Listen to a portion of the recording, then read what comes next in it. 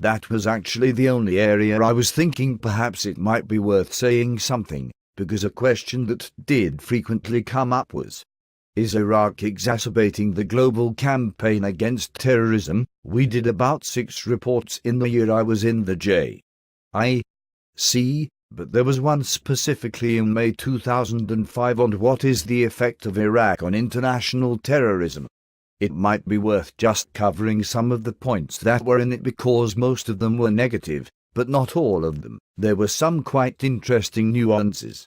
I mean, the overall conclusion was that Iraq had exacerbated the threat from international terrorism and would continue to have an impact in the long term, but then there were about 6 or 7 views beneath that. The first was that it had confirmed the belief of many Muslims that Islam was under attack, and that al-Qaeda propaganda was sustained by coalition actions in Iraq and by some of our words.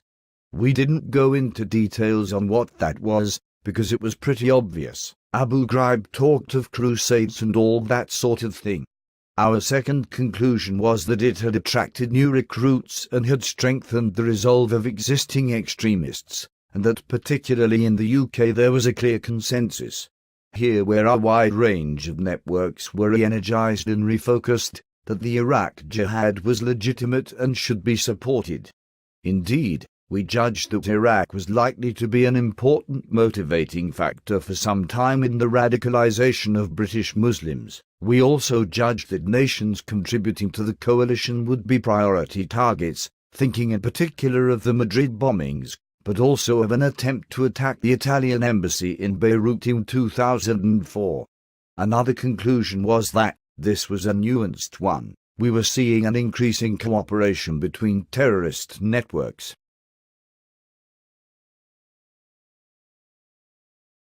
More exchanges of personnel, finance, equipment, much of it flowing to Iraq.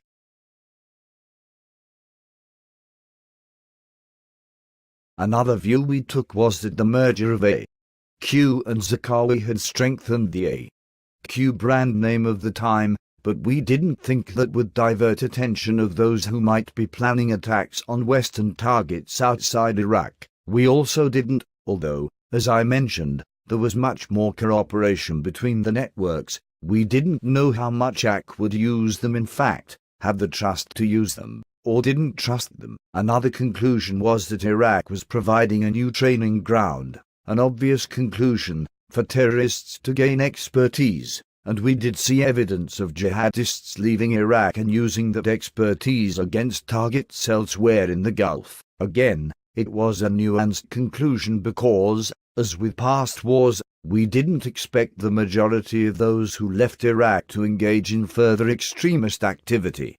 That may be a counterintuitive conclusion, but it had been the conclusion from earlier wars. There were certainly some who did, but it wasn't everybody. Then there were 2 final more encouraging points.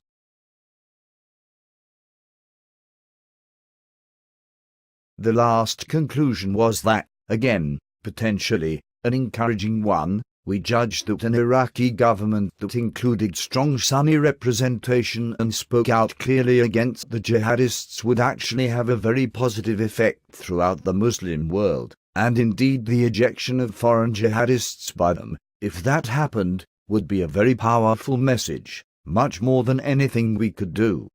That was in 2005, and the picture moved on after that.